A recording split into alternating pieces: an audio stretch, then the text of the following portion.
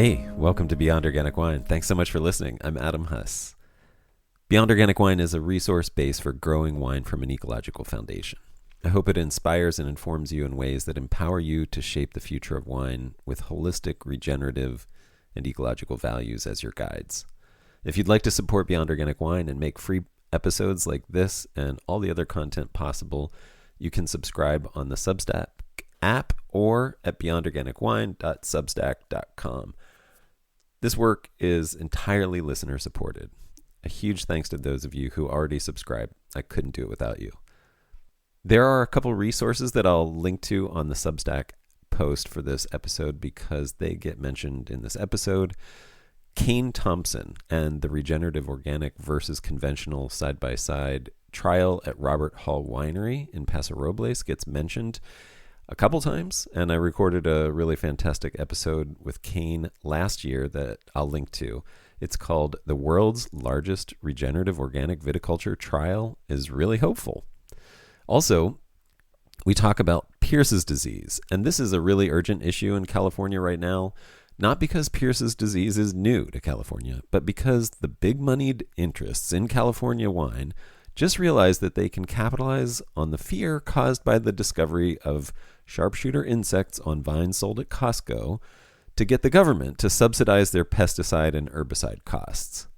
We need to speak out about sane ecological approaches and offer real alternatives to the conventional approach to quote-unquote pest control, and we need to speak up urgently and immediately. And I recorded an article offering a sane perspective and some real solutions for California wine growers to deal with Pierce's disease, and I'll link to that. I want to start this episode with a quote that can be seen in many lights, like all good poetry, but since the quote is from Wendell, I think it's fair to assume he wouldn't mind us reading this with regenerative viticulture in mind. It's from his book of poems titled A Small Porch. To care for what we know requires care for what we don't. The world's lives dark in the soil, dark in the dark. Forbearance is the first care we give to what we do not know. We live by lives we don't intend, lives that exceed our thoughts and needs, outlast our designs, staying by passing through, surviving again and again the risky passages from ice to warmth, dark to light. That's Wendell, A Small Porch. Forbearance is the restraint or patience we exercise even when we feel the urge to act. I love the idea that this is how we care for the things we don't understand. In the face of our own ignorance, we show we care by restraining ourselves from acting. To acknowledge that we need to patiently observe, study, and learn more is how we show love to the things that are complex, invisible, and rooted in histories that we have little knowledge of. We could apply this to anything, really, to our relationships with each other, to the way we use the ocean. And in this episode, we apply it to soil, or what I call the soil plant community. My guest for this episode is Jordan Lonborg. Jordan has been working in vineyards in the California Central Coast and all over California for decades. He spent 9 years at Tablas Creek, where he helped transition it to becoming the first regenerative organic certified winery in the world, and he led that effort. He's now a regenerative consultant managing biodynamic, organic, and regenerative viticulture and transitions at Coastal Vineyard Care, one of California's largest vineyard management companies. I got to see Jordan present on the importance of soil testing at the recent Mindset Symposium produced by Anna Britton. A big thanks to her for putting that on and gathering all these amazing people together. Soil testing is one of the important ways that we show forbearance and care for what we don't know.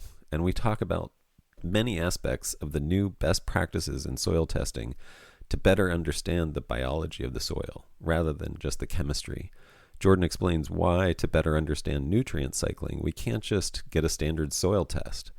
But this is just the tip of the iceberg in this in-depth conversation. We talk about rhizophagy and why this might be the most important discovery in Jordan's lifetime. We talk about some of the less well-known but amazingly important roles of mycorrhizal fungi. We talk about the underground brain, plants as farmers, and the incredible feedback loop and trade between plants and soil microbiology. And we talk about how all of this is impacted by fertilizers and fungicides and why hybrid grapes need to be part of every regenerative viticulture discussion. And Jordan talks at length and with passion about the belief that most people have that transitioning to regenerative organic viticulture will necessarily cause you to lose yield for a while. Jordan has found that he can actually flip this and enable transitioning to result in immediate yield increases. And he discusses foliar feeding and how important he is finding foliar nutrition sprays are to vine health and, surprisingly, soil health. This is the cutting edge of soil science in relation to viticulture, and Jordan's enthusiasm is infectious. Get ready to take some notes and have a blast learning about the amazing community of life we depend on for our wine and know so little about. Enjoy. Jordan, welcome. Thanks for coming on Beyond Organic Wine. This is really exciting to talk to you. This is such important stuff we want to talk about. But to start off, could you just introduce yourself and give like a brief history of your experience and where you are in the world? Yeah, Adam. It's great to be here with you. I feel like it's been a long time coming. Um, Yeah. yeah. So Jordy Lonborg. Um, I got out of Cal Poly, took the first job I could get in the wine industry. Wanted to stay on the Central Coast. So the only way to make money around here in farming is in grapes, and worked up in Monterey County on a very large vineyard for a very large vineyard management company. Between the two ranches, was assisting in the management of 5,000 acres, fully conventional. Um, Started off as a vit tech, making just pennies. And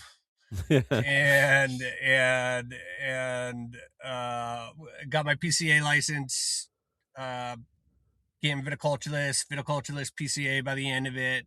Was balancing a multi-million dollar pesticide budget. We'd spend every penny. Watched in a few short years, just watch this like resistance take place, you know. Yeah. And the solution was always just throw more at it, or Yeah. what's the next chemistry. That was always the mentality. And it, I think one of the conversations that was being had right before I left was, okay, so ants farm mealybug. Well, how do we kill the ants? And I was like just dumbfounded at that. This is the most successful species, arguably in the history of planet Earth, and you want to pick a fight with that, like. So just crazy. I got really lucky with an opportunity to become the viticulturalist at Talbos Creek Vineyard. I really had no business being there, based on my uh, uh, uh, past work history. But I hit it off with Neil Collins. He's a very close friend of mine to this day. And that's where it all started, man. I mean, that place, I owe so much to that place, as to where I'm at today. It's such an incredible property.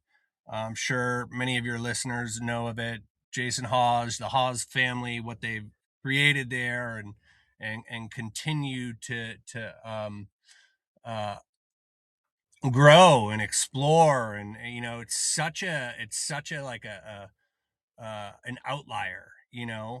um, and just anything we were interested in as an employee, whether you're in the vineyard or whatever in the winery, there's support behind it, no matter how crazy the idea, right? If you Yeah. If you can argue it, like they're open to it. Yeah. It's just it's an incredible place.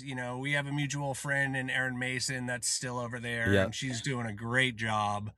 Yep. uh so yeah, it was a pleasure. And But so you were there. You were there when they became the first regenerative organic certified vineyard in the world. Is that right? oh yeah, I mean, that was my Yeah. baby. Yeah. We got approached by Elizabeth Whitlow in late 2018. I remember Nathan and I were sitting in the parking lot, and Elizabeth rolls up and cracks a beer, and we're all just kind of hanging out. And she was rad, dude. And they asked us to become a part of the pilot program.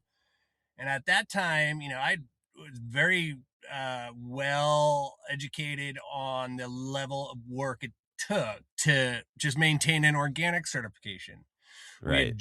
We had just certified the whole property biodynamic. When I showed up, they were farming about, I don't know, 20 or 30 acres biodynamically, and I was enamored by that process immediately when I started learning about uh, biodynamics and this closed loop system, and the biomimicry of nature Yeah. in an agricultural setting. That grabbed me right away, and I got like, why don't we just certify the whole property? At that time, Demeter had this offshoot called Stellar, and you could get your organic certification through Stellar as well. So I saw that as an opportunity of just streamlining the whole process, right? We could Right. go Right. certify organic through Stellar, certify biodynamic through Demeter. Made my life a lot easier. Stellar went away like a year after we got that certification. Um, but yeah. So Elizabeth approached us, and I didn't honestly, dude. I I was hesitant. I was very hesitant at first uh, to go down that certification. I read through it.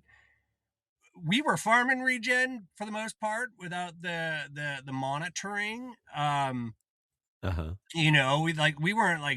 We didn't have this like focus of build organic matter, build organic carbon, but we were doing all the things, all the tangible things. So I was reading through and was like, man, we're already doing all this. I love Patagonia. That was like catchy to me because I'm a fly fisherman, and I just love all their gear. And but I knew how much work it would be. But we got to that social welfare side to it, and that's what grabbed me. That certification at the time was like, man, there's nothing like this in the Yep. world of agriculture. Nothing that sheds light on the human aspect of farming. Yep. And so yeah, we got behind it, and it was a boatload of work. I mean, it was not wrong about that prediction. Um, but worked with the ROA. I mean, at the time it was even before Paul Dolan was involved with the ROA. So there was Oh wow. nobody representing the wine community on that board. Huh. Um, and it was interesting, it was like a lot of the things they were requiring right off the bat, like in the pilot standard, I mean, it was almost outright no-till right off the bat. And that was like a red flag. That's a bold request, Uh-huh. especially if this is a request coming from 10 or 12 people that want to create this global certification. Like, what right do you have to tell some cotton farmer in India that they can't run a disc through their field? Like, they understand. You have to trust the farmer at some level. Uh-huh. So I feel like I was able to help influence parts of that standard at the time, which was great. Uh-huh. I can still see Tallest Creek in that standard as it's written today. And um it was an incredible process. And we got through that pilot, and once it uh hit the airwaves, I think everybody was really blown away at a couple things. How much attention. The wine industry is like a speck of sand on your thumbnail in the world of agriculture. When you talk about ag globally and planted acreage, wine grapes are just a tiny fraction of that. Yeah. But one of the things we love, it's like nobody sits around their dinner table at night and talks about where this can of peas was grown, Right. right? But they talk about that bottle of wine, right? So Yeah. we in the wine industry have this huge soapbox. Yeah. And when we got that pilot, I mean, I think there were articles within weeks, like coming out of the New York Times, the Washington Post. I mean, everybody, especially on that board at the ROA, they were really blown away at how much attention such a small piece of agriculture could bring to this certification. It was really powerful. And then the story goes on, man. It was like Yeah. my whole world just kind of it went from being this like ethereal biodynamic mindset to a little bit more of a focus, right? We had Yeah. some science backed driven philosophy where we can now start applying these practices and looking at numbers, and that's an incredible thing when you start talking about no-till and animal integration, for instance, right? Like these are Right. two practices that everybody wants a part of, uh, and everybody has the best of intentions when incorporating them, but if done improperly, you can really hurt yourself and you can really set yourself back. And I've made those mistakes multiple times with both animals and no-till. And the cool thing about regen is that you track those practices and you learn whether or not you're creating compaction or burning carbon or overgrazing. Um, so yeah, I spent the next handful of years at Tobless just digging into the ROC thing, and after 9+ years, parted ways. I left Tobless. I moved over to Coastal Vineyard Care and Associates out of Santa Barbara. Yeah. They kind of created a position for me as a regen consultant. I had a little side project, side business, while I was working at Tobless, doing some consulting, and really loved that. I mean, that like I didn't. I at first I was just doing it for extra cash for the family, but that there was a lot. I had a lot of fun doing it, and it felt really good, right? You're spreading this really good message and teaching people the right way to farm, the way I believe the right way to farm. And that's how I met the Coastal guys, was through a project like that, Ben Mers. And yeah, they built this position for me last year.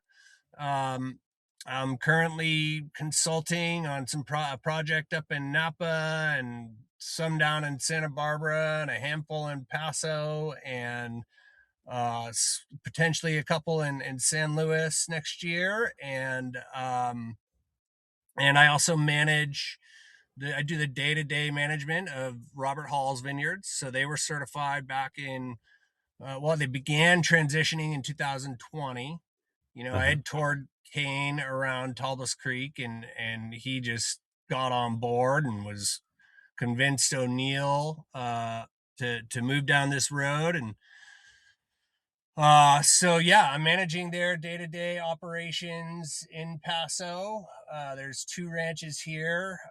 They have an incredible trial going on, which is super exciting for me to be able to step in on and play a role in that side-by-side conventional regen trial that they're tracking all the way to the bottle.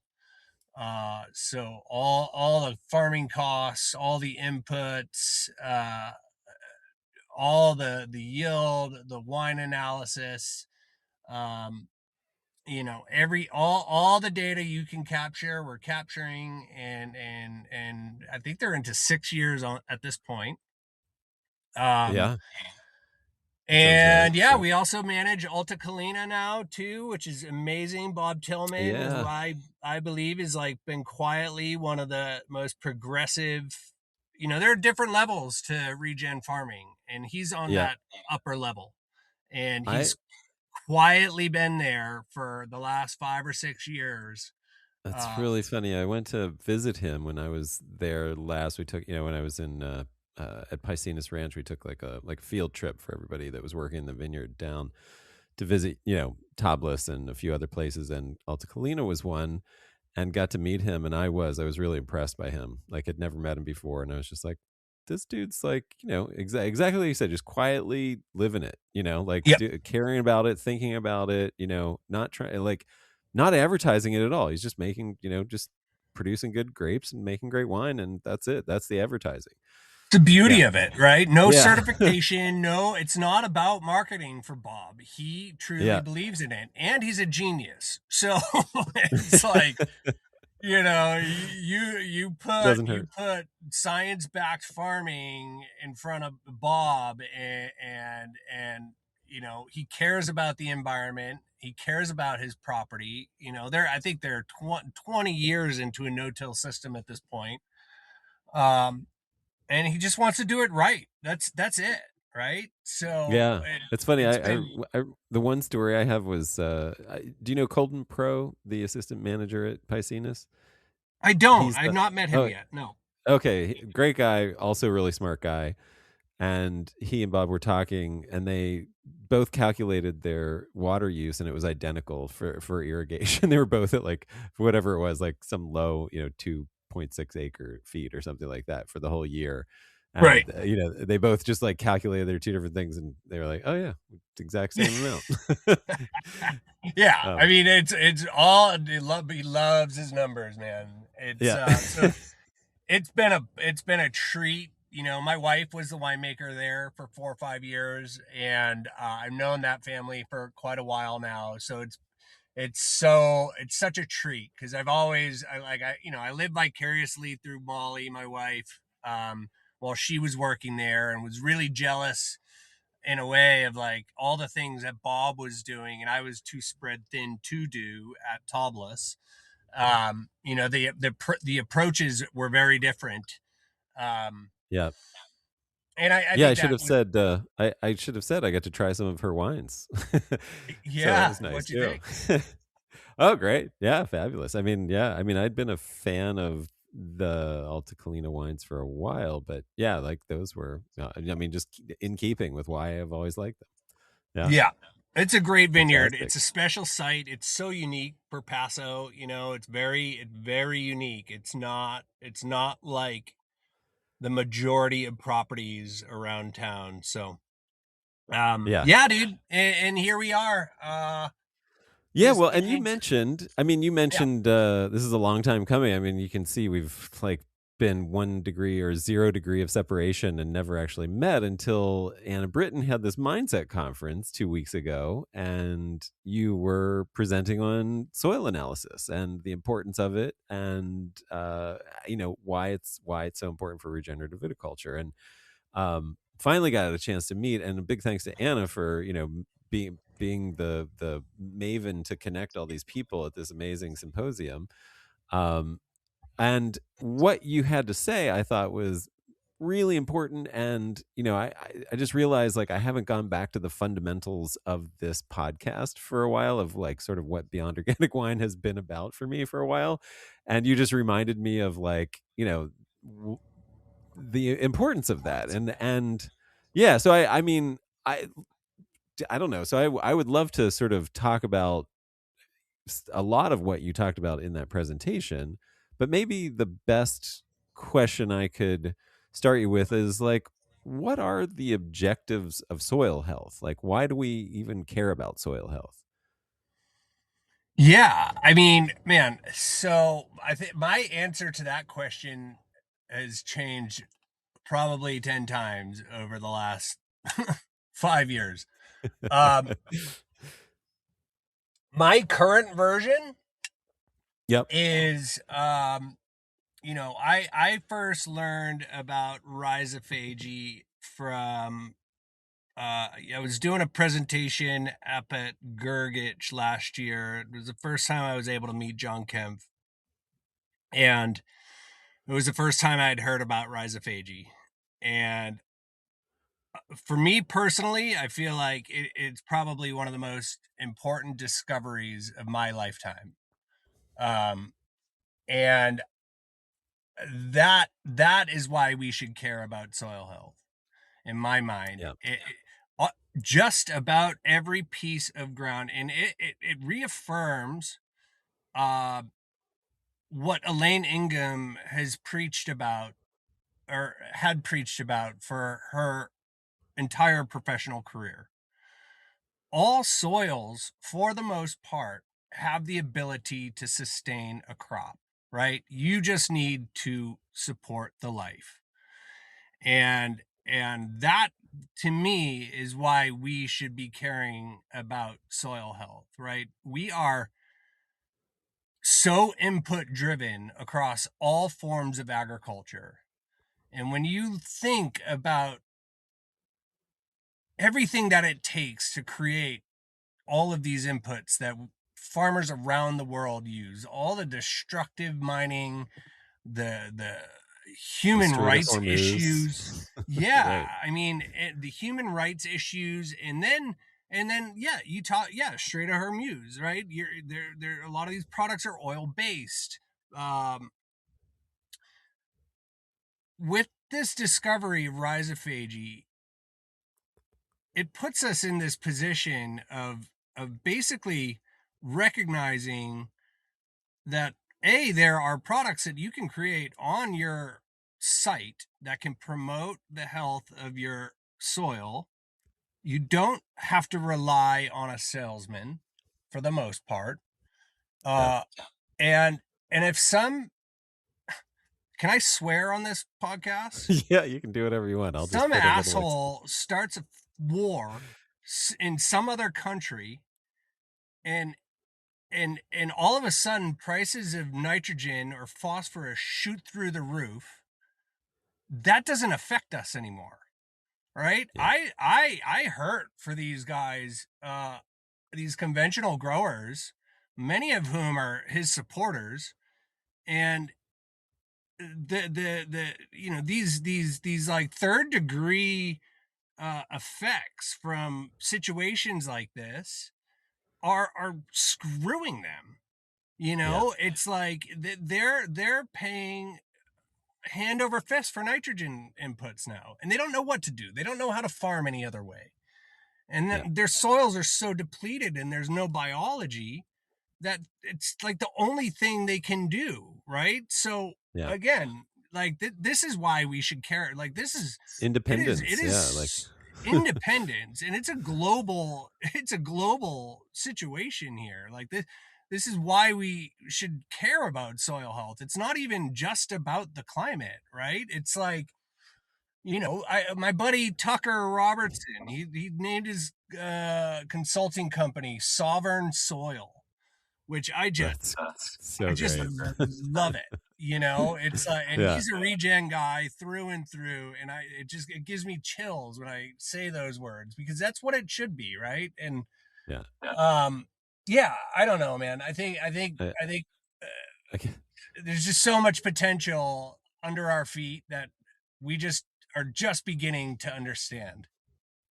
yeah. I mean, there's two things from. Well, first of all, I want to clarify. I have a bunch of questions based on all that. Um, you have used the term. You use the term in your presentation, the underground brain, and you talk about plants as farmers. And I'd love for you to talk about both of those ideas, as well as describe for everybody what rhizophagy is. Like, please tell us, please explain that process. Yeah, let's start there. So, Yeah. Elaningham, uh, if any of you, I'm sure many of your listeners are familiar with her. If you aren't, I can't recommend learning about this woman and what she talked about, the soil food web, for her Yeah. entire career.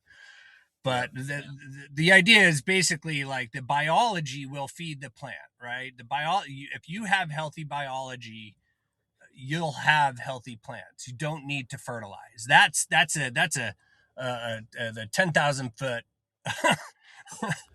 Right. explanation of what the soil food web means. But essentially, you have a Dr. James White out of Rutgers University. Um, I believe it's like in the 90s he started to observe this interaction taking place on in the rhizosphere, so right at the root tip. Um, and I think it was by 2010 or in like 2017, maybe, what is the exact date that they actually confirmed this. Um, under a microscope, it was root eating, which is what rhizophagy means, and essentially roots absorb bacteria that have been mining nutrients in the soil, and this bacteria will move up into the plant. It will go and deposit the nutrient where the plant is deficient in this nutrient.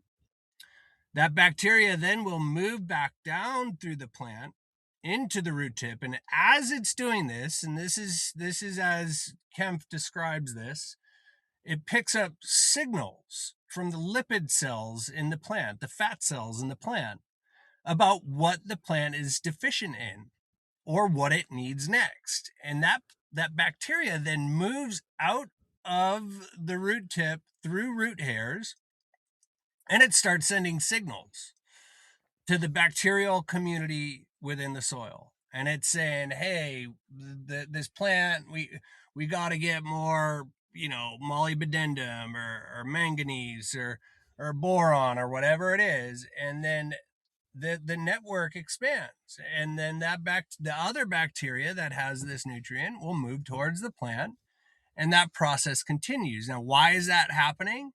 Well, they're getting rewarded by root exudates, right? And where are Right. those root exudates coming from? That's coming from a healthy, efficient photosynthetic process. So the more photosynthesis this plant performs, where they're absorbing sunlight and CO2, they break down that CO2, they release the oxygen, and that bring that carbon down through the plant and release it into the ground as a root exudate, carbon, sugar, and that's the food source. The more of the food source, the more carbon, the more root exudate, the more bacteria, the more biology, the more there's this reward system. The biology is saying, hey, let's keep this plant healthy, let's make it more healthy. So it is this interaction, this level of sophisticated communication, right? Yeah. Like this is a sophisticated form of communication that we are just beginning to understand, uh, Yeah. with a reward system in place, and Yeah. they're doing all of this for you, And a right? and an exchange. It's like a trade. It's like trade, really. It's a Like, isn't trade. it? Yeah. I Yeah, mean, like, it's a I what's fascinating to me is like we kind of knew. I think the studies of mycorrhizae predated rhizophagy, and so we kind of knew that already the root was sort of this permeable membrane that the fungi would, in some cases, penetrate, in some cases, just colonize the outside and share through and start transferring across the root membrane between the fungi and the root. And now, because of rhizophagy, we know that this is happening with bacteria as well, where it's just this permeable membrane of exchange. It's almost like a not like an open border, but like a like a it's like a like I stopped thinking about plants and soil as two separate things. It's like it's a plant soil community. Like there's a it, process of exchange happening that starts in the sky with sunlight and air and cycles through the soil and then back up to the sky again. And like yes, it's and amazing, everyone's right? Like happy. Everyone right, wins right. in this world. I mean, it's this perfect utopian society. It's like everybody wins, and and so, but here's the thing: the second you start injecting definitely conventional forms of nitrogen, and even at some level, depending on how much you use organic forms of nitrogen, those root exudates kind of slow or cease to exist, right? Definitely with like Right, salt-based products. So right. here we come, these big old humans, and be like, oh, we can fix this, and like, oh, here's take the Brundo, like, look at that plant grow. Well, you just severed this perfect chain, this perfect design that has evolved over millions of years. It's this perfect system, and you just in two or three injections, you broke that chain, and Yeah, now that plant relies on you, and all you can do is like, oh, look at those leaves are turning yellow. I wonder what that is. Like, Right. now you're too late, right? Yeah. You missed the boat. If you're seeing symptoms of deficiency, like the ship is gone. It's that Right. you're too late. You don't It doesn't work like that. And that's we're seeing this in real time now with this other piece of this trial that I've stepped in on. Um but that's the idea, right? You don't like in a functioning natural system, you don't see deficiencies. You don't walk into a forest and be like, man, those maple trees look like they're short on nitrogen. Like it doesn't happen, right? It doesn't that shortages don't exist in a natural setting for the most part. And I know I'm speaking very generally and broadly. I'm sure there's someone out there that's going to call me out for that, but you Right. know, Right. Yeah. Yeah. and I'm sorry, you are probably right But I in mean, certain well, cases. maybe let's state it differently. What you see expressed in the plant community is a reflection of what's available in the soil, and so you don't see things. So you don't see things that are falsely advertising. I'll put it Right. that way. So, like, I like that. if your maple tree is smaller, that's because maybe there's in that specific area where it's growing something it doesn't have as much as whatever, but it has found a way to balance its growth against those deficiencies, and so it's healthy. Even though it might not be as big or whatever, it might not have as many whatever as a tree in a different area, but it's Right. not And like, yeah, it's not stressing about it. It's just found a niche by exchanging with what's available there. right, Is right. that is that fair? Do you think And that's that's fair to the say? no, that's perfect. And then here again, like here's the human mentality of being like looking at a grapevine and being like, "Oh, that plant over there is way more vigorous, so it's more healthy. That plant over there is smaller and it's not as healthy because it doesn't have as big leaves and it doesn't have the bigger canopy." But like Right. here's another thing we can kind of get into some of the observations we're making in this trial, where that those aren't the rules in nature. Just because it's Right. bigger doesn't mean it's healthier, you know. Right. Right. uh Well, like okay. we're So playing by our own set of rules.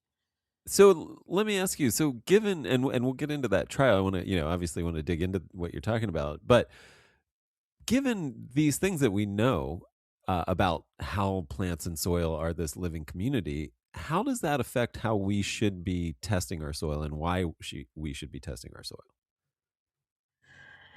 Yeah, well, so we definitely like we want to ensure the biology continues to have this food source, right? So like in a vineyard, we're working the ground, we're farming the ground, and some of those practices can break those food sources down: inactive carbon, soil organic matter, all of these things that the biology in a natural setting has plenty of, right? So we Uh, are performing practices, whether this is, if you're in a full scale tillage setup, or if you're spraying glyphosate or glufosinate or any of these conventional products to kill weeds because they don't look good, like, or you're pounding plants with systemic fungicides. There are things that we are doing that break down these food sources, right? So the benefit of testing and doing this yearly is to ensure whatever practice that you're performing, and this can even be on the regen side, right? Like I was talking about with the right. no-till practices, or the minimal till, or integrating sheep. They all come with the best of intentions, but it's a fine line between those two in particular. It's a fine line, and you can really, really damage your ground if it's not done properly or timely. Um, so the benefits of continuously tracking is you really want to be seeing continuous improvement. year after year. Now, sure, there will be years where there are dips, right? Or that could be even the timing of when you sample. But over time, if you're doing these practices and performing these practices well, over time, you will see improvement, whether Yeah. that's through cover cropping or you start to reduce tillage or you're properly timed grazing events. Um, Over time, you will undoubtedly see this trend line moving up, right? And we want to build those are the big metrics that everyone looks at: the soil organic matter, soil organic carbon, active carbon. Those metrics are important because they feed the biology, right? So Right. that's the goal. Right now, what I do think people are missing, that they're not connecting that dot of how do we continuously feed this biology while still producing a viable crop and a healthy canopy and a healthy vine, right? And the answer is Right. not injecting fertilizer, right? I Right. think people don't understand that right now. I don't know, like, the more people I talk to about rhizophagy, nobody knows about this. And it's like, Yeah. I am just about every conversation I have with a grower, that term comes up. And it becomes this awesome conversation. And it's like, okay, well, how do we promote that process? Because they're going to do all the work for you. We just need to stand on the sidelines and, like, what do you need, dude? Do you need some Gatorade? You need some, what do you need? Snickers bar? Like, anything I can do to promote that process to keep that system functioning and improving over time. So Yeah. continuously sampling soil, and I used to not be a fan of these measurements, because in my mind it was just more data, and it was like, no, I could never get an answer out of anybody about, like, what do you do with all the data? What do you do with it Yeah. all? Right? You have all Uh-huh. these numbers sitting in front of you. What do you do with it? Now, okay, great. Tell me, like, what's going on? But over time, and the more I've learned about rhizophagy and, like, the role some of these important metrics play in the system, I'm now understanding how important it is to constantly measure. At the very least, you're doing one Haney test a year. uh and that can even be on one site. Like, if you're just getting into this, just pick one site in one area of your vineyard, and focus on that one piece of ground. And if you continuously improve that piece of ground, you're running the same practice throughout the same property, the whole property. So in theory, the rest of your ground should start to improve. Right. So why the Haney? What is the Haney test? Haney, just for everybody listening. Yeah, the Haney test is really cool. I think there are other great labs out there. Ward Labs has they used to run a Haney. I'm pretty sure that they stopped running that one. But I like the Haney, and a lot of the people I look up to in the regenerative space uh, uh, swear by it. But essentially, when you send a soil sample into a lab, let's just say you're doing standard chemistry, they're going Right. to use solvents that don't really exist in nature to extract that nutrient, right? So they're going to use these gnarly solvents to break down that soil and pull out all of your macro and micro and all your elements, and they're going to tell you what's there, right? Right. um, what the Haney does is they in a way they kind of biomimic the acids that exist within that rhizosphere, right? So the Right. acids that plants are putting out to break down the soil to be able to extract the nutrients they need, the Haney tries to replicate that natural setup, right? They're using very soft acids. A lot of them are naturally occurring.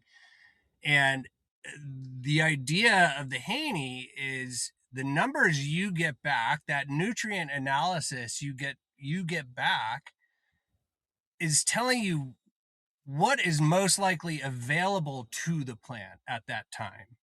It's So not giving versus, you so yeah, yeah, as opposed to the conventional or the standard soil test that which gives you is this. just, It tells you what is there, what is present in total, and like I'll do that standard chemistry test, and I'll also run a Haney, and that's a right, fascinating number to see, right? Because right, your numbers on that standard side sometimes can be a lot higher than what the Haney shows, right, or they can be a lot lower. And you might be thinking that, like, oh my God, I need more nitrogen.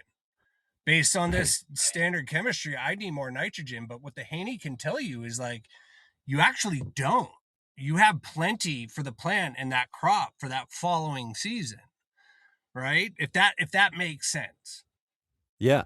Yeah, absolutely. No, that's why I asked. That's great. So you're looking at I think it's called like water extractable organic nitrogen versus nitrogen, or Yeah, and the water weok. extractable organic. Yeah, the weok and the weon and uh and what other metrics are you looking at?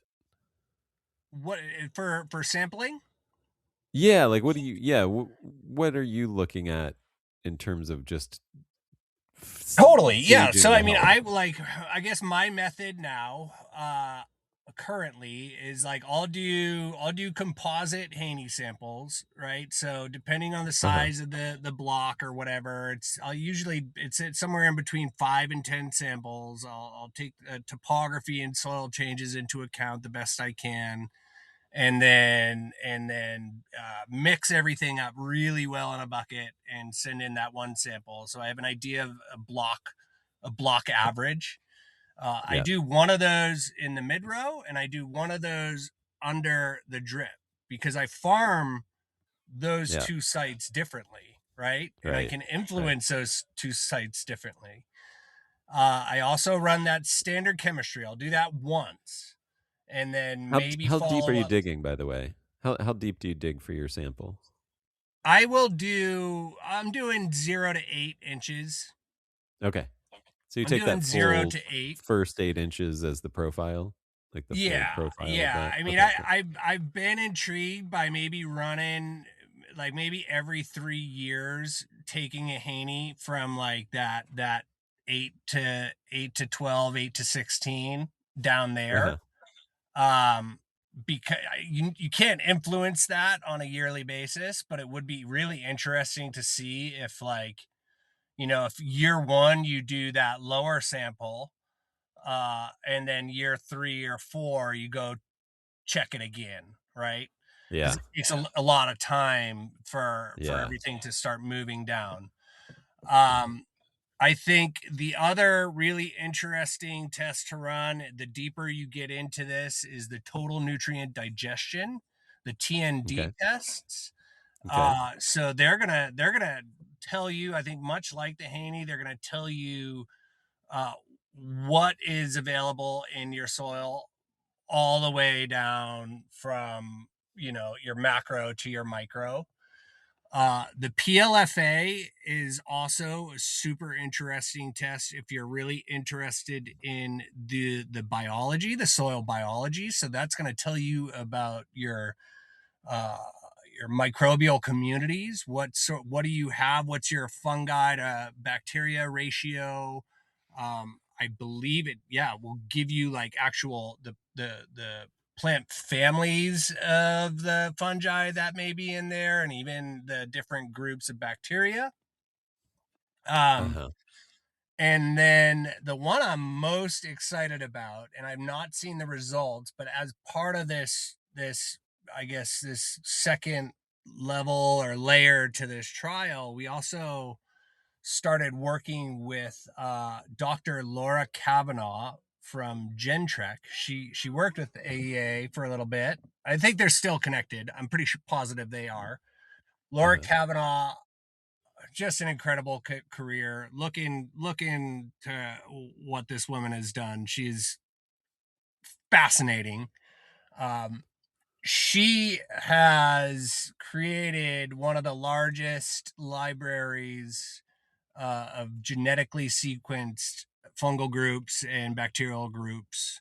Um, I think definitely in the country. Okay. So she's genetically mapping soil biology, and you are Wow. now able to send samples into her, and you get a much more detailed report. You find actually which type of bacteria is in your ground, which type of fungi is in your ground, and it gives you this long list of the fungal families and the bacterial groups, and it will give you a read on population. It gives you an idea of like who is living in your soil. Yeah. I think like the Haney, a great explanation. The Haney is like the what is in your soil, and that PLFA, and now this Gentrek is like the who. You know, Got it. Yeah. so the deeper you go down, and like it's one of those things. It's like we have all this information, and like I was talking about earlier, it's like now what do we do with it, right? Yeah. And I kind of feel like where this is headed is when we start identifying these different groups, we're going to be able to start identifying what roles they play. Maybe some of these certain bacterial groups are better at mining uh, this nutrient or this element, and others are better at mining that nutrient or that element, and same for the fungi. And now we can start talking about inoculation. If we can separate those groups, and you have soil types that are deficient in this mycorrhizal family or this bacterial group due to farming practices, well, then maybe you can cook up some sort of inoculant to start bringing those populations back into the system that left Yeah. because of your farming practices, right? That's just a Yeah. It's theory of exciting. where I kind of see it going. Yeah. That's But for exciting. now, it's just data, right? So Right. we'll see where that goes. Well, I want to jump back to mycorrhizae. I know the excitement about rhizophagy is sometimes now is overshadowing the amazing element of the mycorrhizal networks. But I mean, and you had a slide about them, how they extend the reach. They're scavenging for water and all these other nutrients that the plants need. They, help with trade and transport and communication in the soil. They're gluing the soil, so preventing erosion. You're doing that test that you do where, what's it called? The slake test or whatever, where you're putting a chunk of soil in and seeing if it breaks apart. Wasn't that And stunning, dude? that was I'm still just, like, I mean, yeah. it's just so obvious. Like, yeah, yeah. So I mean, to describe it for people, like three different soils, one from a conventional farm, and they're just chunks of soil. So just put a chunk of soil in from within the top 8 inches, um, from each place, and the conventional soil just instantly started falling apart. Like And just it started. two of those samples were like they're literally 15 feet apart from each other. Right. Yeah. Just different practices, different farming Yes. practices. Yeah. Yeah, but go Um, on, go on. The conventional. Go Well, on. Sorry. yeah. So yeah, and then the other ones that were regeneratively farmed were held their shape. Basically like almost zero break apart, almost zero like coloration of the water from like dust or soil particles falling off of the chunk of soil. It was just, I mean, just stark, stunning, amazing. Everyone should see these things Yeah, they and do these absorbed. They tests. absorbed. I looked at the water level at the end of it, They and were they like actually they sponges. Yeah. absorbed water. Like the Right. water level went Right. down. Right. The other one just like dissolved into the water, and those like just sucked it up like a sponge. I mean, Yeah, just stunning. yeah. And this is great segue. Thanks for bringing that up. do you have any research or thoughts about the way that, when we farm for mycorrhizae, we're influencing the water cycles on our farms? Man, Besides that obvious visual thing, besides like the lack of, the decreased erosion and stuff like that, holding the soil together. But in terms of like actually like keeping water in the soil, I mean, maybe we've already said it just by describing that that visual, but it's all it also means like your plants are way more resilient. And I guess for me there's this climate aspect of it too, which is like in a drought situation, in with the heat that we're getting, with more intense situations where there are going to be intense rain and intense heat and drought on both sides. It just is like, you need that. You've got to have that network, or else we're just adding more water vapor to the atmosphere, which is further heating the atmosphere and causing more instability. And other So like really important to keeping that in the soil, that water in the soil, bound up in the mycorrhizae and in these things. But I mean, anything that you please, like anything that I Yeah, inspired you. I mean, I have not. I mean, I guess there was a point in time where I was taking this macroscopic view. We had run samples at Toblis. I think many of the soils in California on paper are bacterially dominant. Many of Right. the soils in California have uh, uh, are in a pH range that is not favorable to mycorrhizal communities. And in my mind, I had this like macroscopic view of like, well, I mean, this is, we're not gonna really be able to change the my dog is just chasing down a deer right now. Um uh It's like me. I it's I just just like had a they keep black running bear back and appear forth in front of my yesterday. truck. It's pretty funny. Um Oh the boy. the I had this Do you need to macroscope go like stop him? no, it's No, exercise. okay. Okay. He'll never get him. The Okay, good. the the I had this like idea in my mind that like we can't really influence the pH of our soil, and maybe this just like is what it is, especially like at Toblis, right? And Yeah. um the I've had some just fascinating conversations over the past year. I met with Jenny Garley. I don't know if you know that name. Um, No. she worked with AEA for a long time, and then who are you guys? You guys were who are you? New Age, right? You were doing your SAPs at Piscinus through Yeah, New I think Age. that's right. Yep. Yep, Okay, so that's I right. believe she ran the lab there for a period of time, and Okay. now she's working with this company BioSci. They produce a mycorrhizal product. Uh, Okay. just super intelligent, and um, man, I'm spacing on her. It's Root and Shoot, her coworker's name. I'm sorry, Root, for Okay. blanking on your name. Jenny calls her Jenny is Shoot and her coworker is Root. Super cute, amazing duo. Um, but it you have to look at it microscopically, right? So sure, I might be farming in soil with a 7.5 pH uh, anywhere you step for the most part. But when you look at a root tip of all the plants, all your cover crop, anything that's growing, that zone is going to be acidic, right?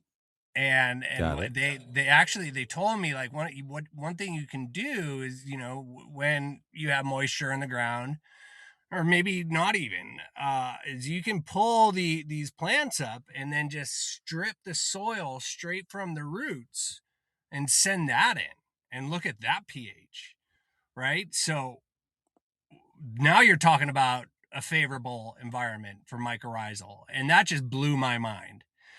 I Yeah. recently spoke with Erin over at Tobless, and we were texting, and she sent me some PLFA results on a crimping trial that they've been doing for Yeah. years now, even while I was there. And the PLFA numbers, I like my jaw was on the ground. Wow. Thank you, Erin, for sending that. But that process of crimping, continuously crimping, and leaving these root systems in the ground, they've now shifted the dominance. It's now, I believe, if not 50-50, slightly favorable for a mycorrhizal network and a mycorrhizal community. Huh. So I think like Yeah. we have to look under the microscope when we're talking about this network that we can't see. We can't. So, Yeah. like, who am I to look down and look at a soil sample? I mean, this is the problem with farming, right? We're farming with our eyes and things that we can visualize and observe as humans.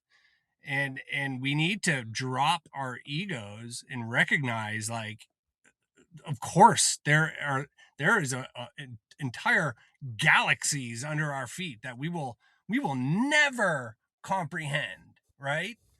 And they Yeah. do have, like, that mycorrhizal, of course it has the capability to thrive in any soil, anywhere, for the most part. Again, another general statement. I'm sure I'm going to get called out for that. But uh I Yeah. think, like, Well, it's at the not very least, a little humility goes a long way, anyway, for sure. right. Yeah, and, like, Yeah. just we know nothing is basically what it Yeah. comes down to, right? But, like, I've not spent much time, like, researching that network at this point, right? I guess I'm enamored by the bacteria side of it right now, and I feel like so many people have laid groundwork.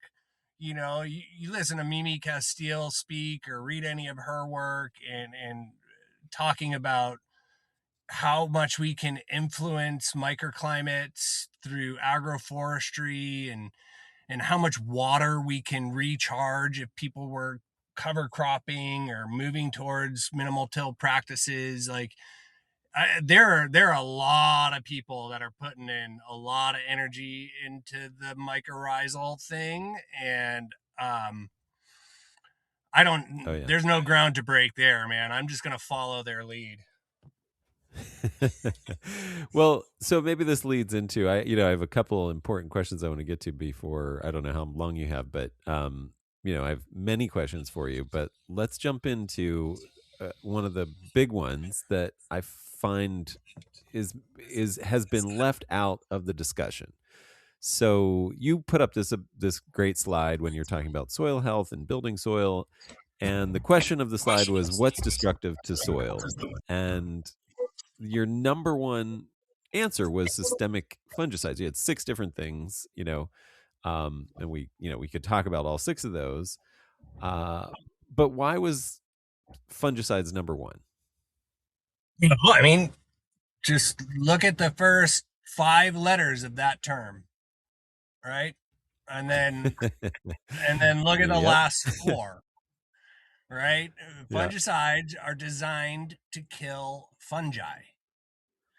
And, again, the human is saying, "Oh, see the bug, kill the bug, see the mildew, kill the mildew.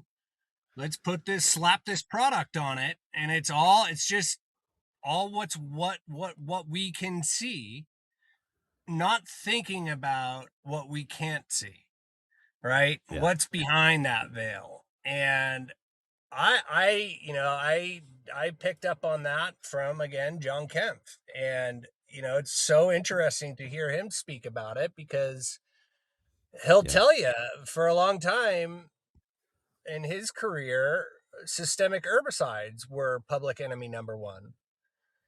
But the Yeah. more research that he had done, it's not. I mean, they're obviously terrible, but it's these systemic fungicides that they are the problem, right? So when a spray rig goes through a vineyard, if you've ever watched one of those things move, that mist is not just hitting the plants, right? That mist is hitting the ground. Yeah. And all of those broadleaves on that ground, and probably even your grasses, are absorbing that fungicide. And what happens? That fungicide goes right down into the roots, and any connection that is made with mycorrhizal networks, that fungicide goes right into those networks. And Yeah. you are talking about desolation at that point. They retreat, they move away. It is like, I am getting out of here. I don't want any part of this ground, right? So they Right. are easily systemic conventional fungicides are easily the most destructive thing that you can apply to your vineyard in terms of soil biology. Yeah.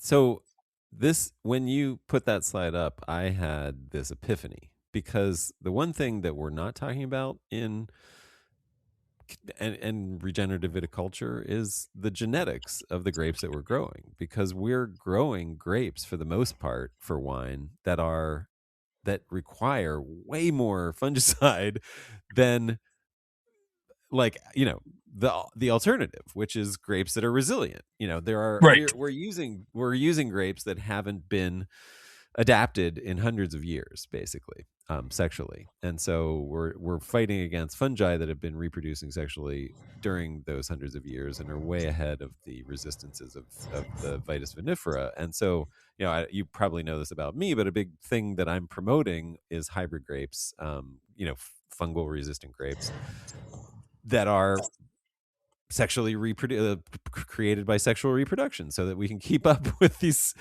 things. And I just think, if once we make that connection, that, like, in California with the new hybrid grapes, we could eliminate fungicides, period, like Yeah. systemic and otherwise. I Yeah. mean, California is like, there are people that don't spray vinifera in California. You know what I mean? Like, it's a pretty easy place to grow vinifera. And if you're coastal, yeah, it can get a little tough. Maybe you're spraying 12 times if you're in Cambria, 10, 12 or 14 times in a rough year. But if you're inland, if you're in Sonoma, if you're in Napa, there are some old guys that are like, well, we're going to lose a little of powdery mildew, but we're going to let it ride and not spray this, this stuff because it's cheaper, because we get Yeah. most of the crop still. There's a Yeah. little loss, but, it's like, that's how easy it is and so if you could just completely eliminate for everybody, with no risk, like, it's not just, some guy who's willing to run the risk, in a good year, but in a bad year have zero risk without any inputs. That means, like, no tractor passes for sprays of fungicide, no fungicide in your soil. That just seems like a no-brainer, that these vines and their genetics need to be part of the regenerative conversation. So I wanted to bring that up and see, because I know I mentioned this to you, and see what your thoughts were. Yeah. I mean, I love it. I think there's two parts here. I mean, I think, I've had a couple of the Ojai Valley wines, the hybrids that he's running down there. I think those are more in tune to Yeah, they're not fungal resistant. Yeah, yeah, he's unfortunately, using them you for see. the sharpshooter, the Yeah, xylella. yeah. My wife was at one of our women's groups tasting. Molly was at one of her tasting groups the other night and was talking about a producer out of Sonoma that's using a mildew resistant genetic where they don't spray at all. That's Um, Matt Neese. You're okay, you're what was you the got to name be of that talking about Matt label? Neese. North American Press. Okay, Yeah. cool. Yeah, I mean, I wasn't able to. he's not even working with, like, the modern hybrids. He's like, but that's how, that's how easy it is to grow in Sonoma. I mean, he's got Baco Noir, which is one of the first gen, French American hybrids from, like, Right. 120, Yeah, that's 150 that's years ago, exactly maybe. what she was talking about there. Yeah, and it's like in the Green River area, so it's a pretty moist, it's like low-lying, almost Sonoma coast climate. and he's no spray for decades and Yeah. perfect So blemish free. Yeah. back to the point, like there's two parts to this, right? I think in a way, if there was a moment in the history of viticulture to really seriously consider, and we're I mean, this is probably more directed towards like sales. If there was a moment to start thinking seriously about this shift, I think it's now, right? Because we have a generation of wine drinkers that is phasing out, that are used to or want the classics, right? Your Uh-huh. Bordeaux's and then your Burgundies and your Rhones. Uh, and we have this younger generation of drinkers that could care less about how long your fucking wine was aged in French oak for. Exactly. Um, they could care less, right? So like they're looking for the niche, they're looking for the unique. Uh, that moment is right now, right? Yeah. So if I had a vineyard and I was like, man, what are we doing? What am I trying to do? How can I position myself uh to grab these younger drinkers? Like I would be thinking very heavily about some of these hybrids. Yeah. That said, there is still, I mean, the lion's share, people will order what they know, right? So there is this marketability side of it. And like, I know very well at how much it costs to plant. Like it is a long game. You are rolling the dice when you kind of step out of the normal uh Yeah. and Yeah. grafting a plant, it, right? it's it's like that catch 22 of like the lack of availability makes it unfamiliar, and the unfamiliarity makes people not want to grow it, and so so Right. it's sort of like this incremental thing. Like you get this little corner of the market, and that gives people a little exposure, and that opens up a few more people to it, and you keep sort of growing a little bit. I think that's probably what we'll see. I mean, although there Yeah. could be, I think we, like you said, we are at this real opportunity, especially with, you think about so much of the wine, like we have this truth in labeling thing that's happening right now, that's being debated, and it's like, we're calling stuff American wine that's like 25% from Chile or wherever it's from, Right.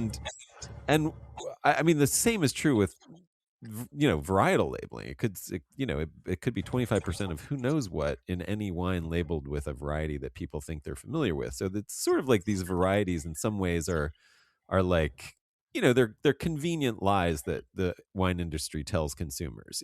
Like the Yeah. labels are sort of like marketing schemes a little bit. At No least doubt. a quarter percentage of that is a marketing scheme.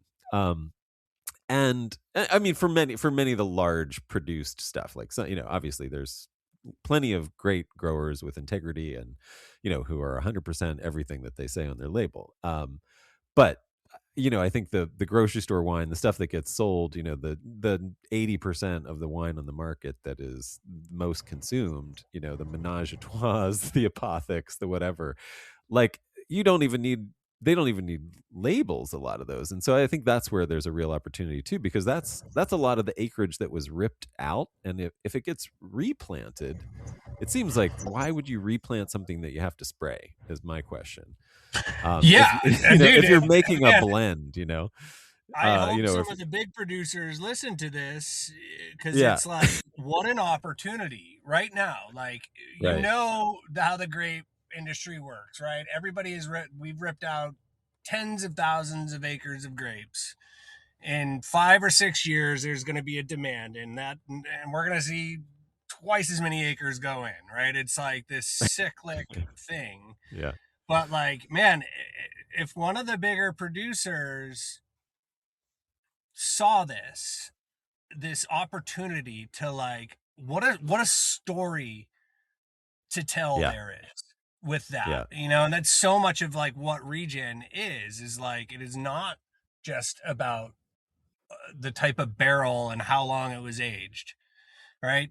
yeah, There is a story all the way into the field, and like man, not only do you have this super cool story to tell on one hand, but now you're reducing all these inputs and like all this Yeah. permitting and all this reporting on the other side. In the utopian That's awesome. situation, it would be great. But Yeah. the other side to this is like we still have a lot of grapes in the ground, right? And Right. a lot Right. of people that will never switch. And where I, my you head know, is at is like, well, like hear me out, man. I we what we have done, we have to first we have to understand that plants are intelligent.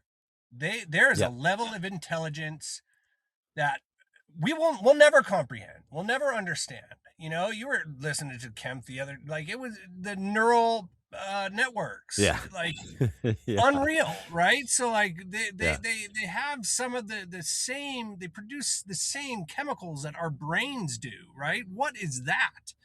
So plants are intelligent. They have immune systems. What have we done over the last 30 years, right? We have propagated. First they come through quarantine, they sit in a sterile lab, and with the best of intentions, we grow them out of whatever virus that they may be harboring, right? But in the Right. process, we have also bred every single gene of immunity out of them. And it doesn't necessarily mean that the genes aren't still there. They're just turned off. They've never needed to be turned back on, right? So we've grown these plants out of any immunity that they may have had to any sort of insect pest, disease pest, fungal pest, and and then we send them off to a nursery. We make tens of thousands of these genetic clones of this plant that has lost all immunity to everything, but it doesn't have the virus anymore. And then we throw it into a field surrounded by virus or surrounded by disease. And then that vineyard dies in 10 years. Like, uh, we bypassed the acknowledgement of plant intelligence. We bypass the acknowledgement of plant immunity. And I guess where my head is at now is like, and listening to Kemp and other people like him in the agronomy world, is what can we do as farmers? We have these plants in the ground, right? We're not ripping everything out and starting over. What can we do? And is it possible to turn some of these genes back on? The genes are there. The resistant genes are there. Can we, as regenerative growers, if we get nutrients to cycle, if we promote mycorrhizal networks, if we promote rhizophagy at all costs, will the plant then be able to respond? And rather than having this depleted immune system and being attacked by leafhoppers or being attacked by virus or fungal diseases, you have this plant that has this robust immune system, and it's now able to grow the way it is always meant to grow. And in turn, this healthy plant can now start clicking these genes back on.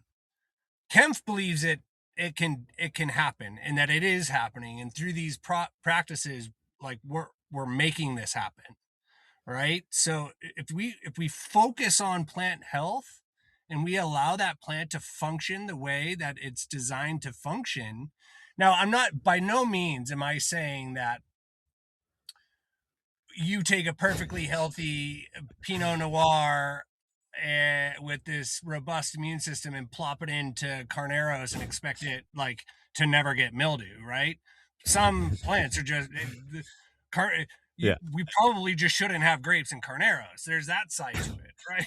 Like, Oh, we can we grow grapes there, just not Pinot and Chardonnay. like, well, I but you think know what that's. I'm I mean, saying, right? that's It's my. I mean, like everything you're we're saying. forcing Everything you're saying. I the totally. square peg in the round hole here in a lot of Right. Right. cases Yeah. because it's Yeah. convenient And for us. But I yeah. think, Exactly. I think like I support that utopian mentality, but as a grower, I also want to focus on what's still here, and I Oh, do of have course, for sure. this side to me that I'm fascinated by this gene expression uh, uh, thought process, and Yeah. is that possible? Because it is, it is, right? You got the Bedrock Boys got 100-year-old vines that test positive for every virus in the book, and they're still ripening a crop. They're still hitting Yeah. yield. Yeah. Like what happened there? What what Well, what happened? I mean, so let me just caveat what you're saying, or I'll call it a pushback, but only because I think a lot of that is easier to say in California because you can it gets you a certain distance, but without the actual genetic alleles that you need for those resistance, which grape geneticists we've now identified multiple genes for powdery, multiple genes for downy, black rot, all these things is that they're not in vinifera. They just aren't in there. Like you can Right. only get them in through crossbreeding and then making a new grape. And so when you put that in Virginia, you could give it you could put it in the healthiest soil, you could create the healthiest vine, and it's going to succumb. Like you're just going to fail. And I don't mean to be like negative. I'm just being realistic. Like I think you should focus on health and nutrition, but it gets you to a certain point, and Right. if you're in a region where it's easy to do that, then great, that might be all you need. And like you said, I mean, we know that there's 150-year-old vineyards that are still producing grapes in California, and they're in very arid areas like San Benito County, and Sonoma, where they're doing like, we've got some really beautiful old vines. Maybe not all the vines are that old, but the vineyards are still producing at over 80 years of age, and they're vinifera. But again, super easy areas to grow, and I think you just get the vine has that benefit of cycles of fungi and stuff like that are just broken. But it is really good. I mean, I love your giving the plants intelligence and like ability to learn and adapt a lot of credit. And I agree. Like I don't think we should just start ripping things out because they've been there, and we want something new like as a trend. um for me it's more about the discussion when we talk about regenerative. I've never heard anybody bring up grape genetics. I've never Right. heard anybody say, oh, regenerative vit, like, well, a really important one of the principles that we should be talking about is that we need to be growing the right crops, like, whereas I think it's like because we're so, and I think it's just a blind spot. And that's all I'm just trying to draw attention to. I don't think anybody's intentionally trying to exclude hybrid grapes or anything, or whatever we want to call them, peewees, hybrids, modern grape varieties, improved grape varieties. Like, I think it's just like we're so tied up in the grapes that we have because that's what we have in the ground and we're working with them, like you said. It's just more like I want people to, when they go to plant a new vineyard or replant, or they're thinking about ripping out a block and planting something else, that maybe, especially if they have regenerative values, that top of their mind becomes, I should start thinking about the genetics of what I'm putting in next as a really important aspect of being regenerative, because it's crucial to all this. It's crucial to soil compaction, to like removing inputs, to, in some cases, especially now in California with Pierce's disease, it's important to eliminating pesticides and all the things that are going to go along with Pierce's disease now that it's become kind of this hot topic, and we know it's spreading anyway. Like we have genetics that are resistant to Xylella fastidiosa, and so those can be bred in, like like Davis is doing. And so it's those kind of inputs can be just eliminated, or at least significantly reduced. Like if you're in Virginia, you're not going to eliminate all those inputs, but you can have a tenth of the inputs of vinifera in a place like Virginia. So it's, to me, that's where I'm arguing for, is just like get us to a place where we're really thinking about this as an important part of the regenerative Adam, discussion. I absolutely love it. I'm probably one of the few regen growers out there that will sit in front of a crowd of people and tell them in so many words to like not even think about grazing sheep. Um, Right. I'll Yeah, now yeah. I'll now even use those opportunities to bring up hybrids any chance I get. I couldn't That's agree with awesome. you more. It just, again, it takes one of those big players to like, Yeah, yeah. let's play with this here. Let's put out a label focused on these hybrids and why we did it and see where it goes. So But Constellation, if you're listening. yeah. Um, well, bringing this back to nutrition though, because I think that is really important and it's an overlooked thing. I want to ask you this leading question that we talked about, which is, you know, foliar feeding is something that you talk about. I know you work with, you're working on this project that you've brought up a couple times, and foliar feeding of our grapevines is something that's probably unfamiliar to a lot of grape growers. I'd love you to talk about that, but also, this idea that when you convert, we believe, and I think converting from conventional to regenerative organic to better than that is something we hope and aspire for. This is the change we want to see in viticulture. But people are afraid that they're going to lose yield when they do that for a few years. And I want you to address that and in relation to all this. lay, Yes. lay it on us. Yeah, yeah. So I will be the first person to tell you I was definitely one of the farmers that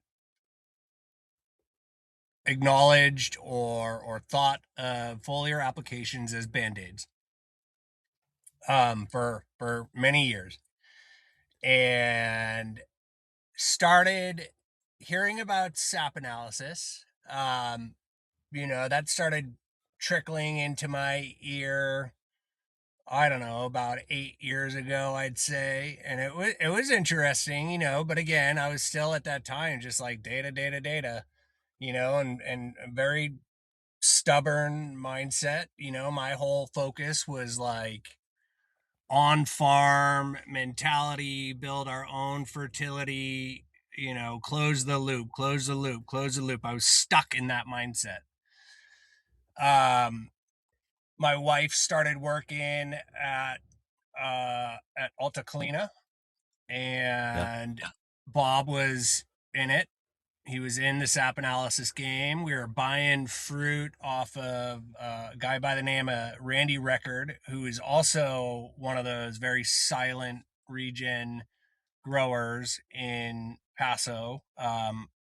I had purchased fruit from him for a couple of years and we backed up, but kept in touch with him, knew what he was doing. He was a conventional guy, converted over to regen real quietly. Paso de Record is the name of his vineyard. Amazing spot. Hmm. Um, and then our friend Erin Mason showed up to Toblas, and she, what I think I started calling her Tenacious E, uh, right off the bat. I That mean, is she perfect. she was just barking in my ear about the sap analysis and everything like you guys have been doing up at Piscinus, and it was like, I know, I know, I know. I mean, she basically forced me into listening to John Kempf. I've been hearing about him for years, and out of my stubbornness, uh, I'm just one of those people. Like, if everybody's doing it, I'm not going to be doing it, right? And um, it the more I started thinking about it, the more it started making sense to me, and the more I started looking into foliar versus injection. When you read the numbers, when you inject a product, I knew nothing about rhizophagy at this point, but when you inject a product like an MPK, you're looking at a 30 to 40% uptake at best, right? It's residual. It sticks around a lot longer as the plants have access to that nutrient longer, but it's about a 30 to 40% uptake. Now, when you look at foliar feeding, now you're talking about an 80 to 90% uptake. It's shorter lived, but Wow. efficient, and you're Huh. using a fraction of the product, right? So this is all rolling around in my brain, and I left Tobless and was on the property here at Robert Hall, and there was some compaction going on. You know, we turned the water on here. We were fixing the water. I think it was about March of last year, and I recognize that, like, there was a bit of runoff. The previous management company had some strategies that were interesting, and I was kind of watching water run down the row, and I knew at that moment I was like, well, I'm not injecting anything. I'm operating on a pretty tight budget here. Organic products are really expensive, and I knew in that moment I was like, there, I can't justify injecting these very expensive products knowing full well that I'm just going to be fertilizing the wheel row. And Right. I went on a full foliar program. And that's when I really started diving in to the process, uh, and the reasons why, and the whole micronutrient game. And it just, I mean, dude, it sent me down. I was a wormhole. I was like, it's all I could talk about. It's all I could think about. My wife and I, like, you should hear our dinner table conversations after the kids go to bed. I mean, it's hilarious. It's comedy. So the idea here is like you're always staying ahead of the deficiency, right? And like, you and I we were just talking about reducing these spray passes for fungicides. Well, if you have what you have and you are having to make these passes, well, what an amazing opportunity to now be incorporating fertility in those passes, Yeah. right? So like, prior, like, I never felt good. I hated fungicide. I hated spraying. It was like, oh man, just such a it's just, there's so much you have to think about, applications rates, your guys out there in the middle of the night, your guy, whatever, who's ever out there, just the tractor passes, the diesel, all the inputs, and all you're doing is fighting something. You're just trying to kill or prevent something in those passes, so it doesn't feel good. Like, I've never met a farmer, both conventional, organic, whatever, that's like excited to go out to the field and spray an insecticide or spray an herbicide. Like, we it doesn't matter what your farming philosophy is. It doesn't feel good. No one likes to do that, but it's just like necessary evil. Well, with these foliar applications, it shifted everything for me, because it's like, okay, now this is an opportunity. I took this thing that I really despised for my entire career, and I flipped it on its shell, and now I wanted to tickle it. It was like, now I saw this opportunity to have fun and like Yeah. promote this really cool thing, and like promote health and promote growth. Um, so using those fungicide passes to now incorporate fertility, it changed everything for me. And like, we're running these agrology sensors. For those of you that don't know, there's an amazing company by the name of Agrology that are deploying these sensors throughout agriculture. They do a number of things, but a couple of which is they measure carbon sequestration. They measure soil carbon flux. So you have these chambers that sit right on the soil and capture all the gases. Biology breathes, fungi breathes, It Yep. it it releases oxygen, so you're able to measure that as it comes out of the ground. You also have inner canopy sensors that are measuring, CO2 within the canopy, and the tech it's super cool. If you're able to apply it, especially in a trial setting, it's incredible. And I'm making these foliar applications in the vineyard, and I happen to go on to the portal and look. I was just playing around with the portal, the agrology portal, and I noticed this really fascinating situation evolving. I started to notice that after every foliar application, there was this incredible response on the regen blocks that we were Hmm. applying this foliar fertility versus the conventional where we were not. And what I started to see was that after almost immediately, like within 6 to 10 hours after these applications, I was seeing this negative value, this drawdown of carbon into the soil for about 4 or 5 days. And then on day 5, you see this burst of CO2 coming out of the ground. And Huh. it started replicating. And that Wild. that for every single application we made, I was seeing the same response. And that's when I had reached out. So I had already, I'd met John and started to get in his ear, met Pedro, was getting in his ear, and I wanted to work with them. I knew their products were a little bit outside of the budget that I had. For the properties I was on at that point, but I wanted to get involved somehow, and like the light bulb went off. uh Once I saw those numbers, this response, I reached out to Pedro and I'm like, hey, I gotta show you something. This is really fascinating.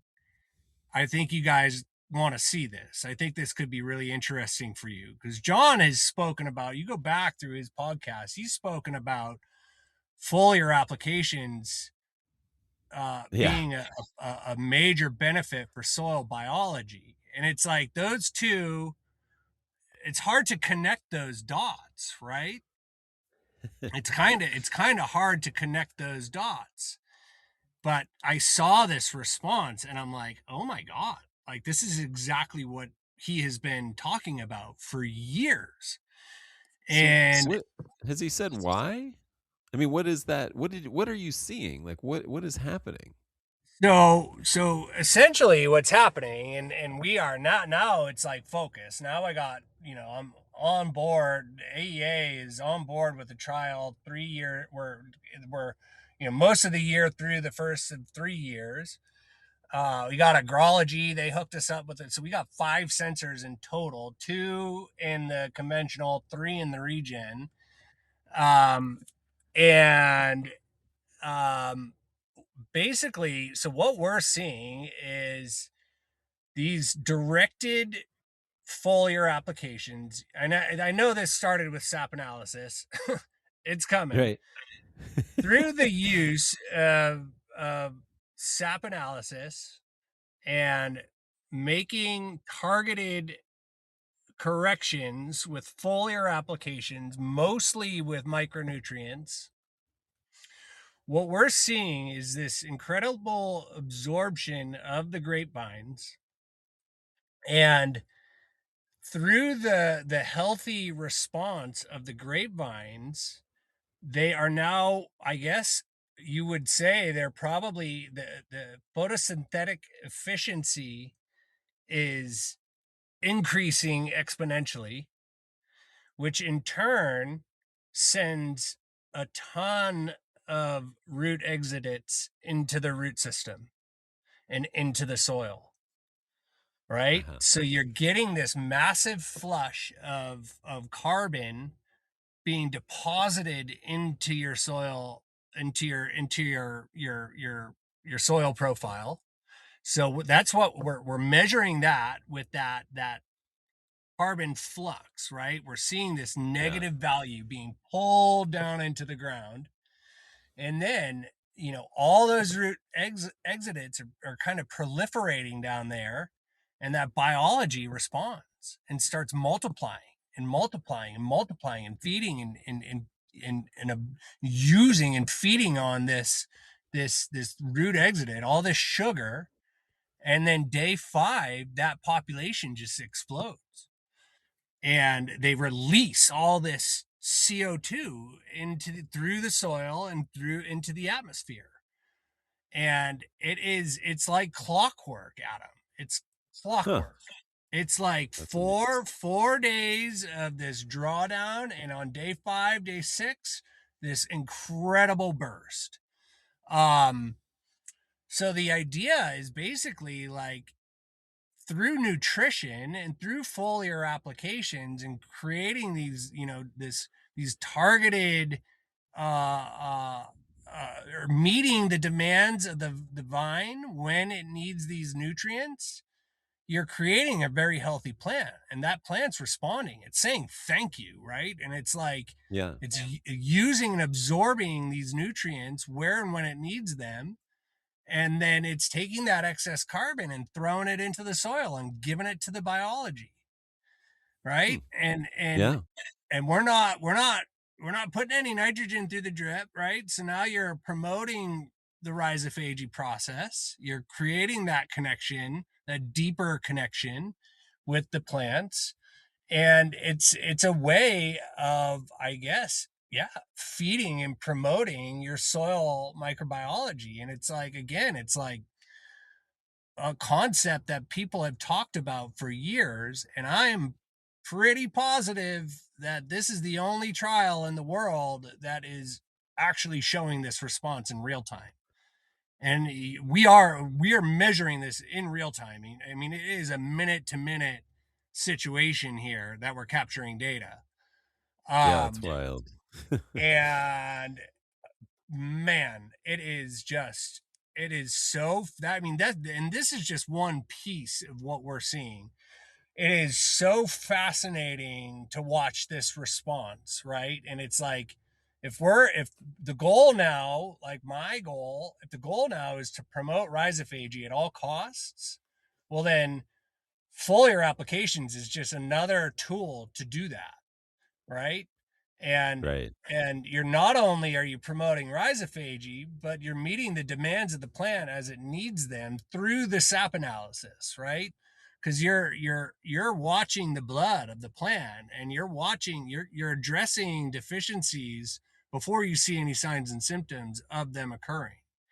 So you're you're now allowing that plant to continue to do what it needs to do, rather than like reallocating resources to these zones that are going into a deficiency, right? So now you're allowing that plant to continue to work, to continue to build its immune system, to continue to uh, uh, uh, uh, photosynthesize more efficiently and for longer periods. um, yeah, dude, it's incredible. And Like I said, we meet once a month, me and Pedro and Dana Ravallo and Emma Dreher from AEA. We just met the other day, and I mean, our jaws are on the ground. I mean, we're like all sitting around pinching each other at how incredible this data is. And now we're even looking at, so not like, and that's only a piece of it, right? We're looking at you can look at that inner canopy CO2, and, a plant that is photosynthesizing really efficiently and has a large canopy versus one that has a large canopy and isn't photosynthesizing efficiently, you're going to see very different CO2 numbers within that canopy, right? They could be the same exact size canopy, and a healthier plant with healthier stomata and a healthier, I guess, overall function is going to be able to absorb a lot more CO2 over a longer period of time versus one that isn't. So Right. one of the things that we're seeing, like you could sit back, you could stand 20 feet away and look at this conventional trial. And for those of you that don't know about this trial, Robert Hall, just incredible forethought on their behalf. Kane Thompson, I think he was a brainchild of this. But when they started converting from conventional into regen, they separated 5 acres of a vineyard and set it aside. And they started this trial from the beginning. They wanted to see conventional next to regen all the way to the bottle, right? From day one, and track everything, track all the metrics. And it was just incredible forethought to do this. I don't know Yeah. there's a larger trial of its kind in the world. The tasting is fascinating to taste these two Yeah. wines. And what's perfect about it is it's in the same exact field. I mean, these are they are rows apart from each other, Right. and they share the same exact rootstock, the same clone, the same varietal, same clone, and it's the same exact topography, same soil type all the way through. I mean, there Yeah. you don't find a trial with less variables, right? So many trials in vineyards are hard because the Yeah. topography in California changes every 10 feet. The soil types change every 10. It's so hard to get these side by side, but that's just not the case here.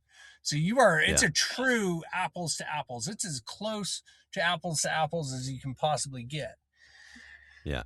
And so, we're 6 years in on this now. I've taken it to another level with this foliar program, and it's a true regenerative approach at this point.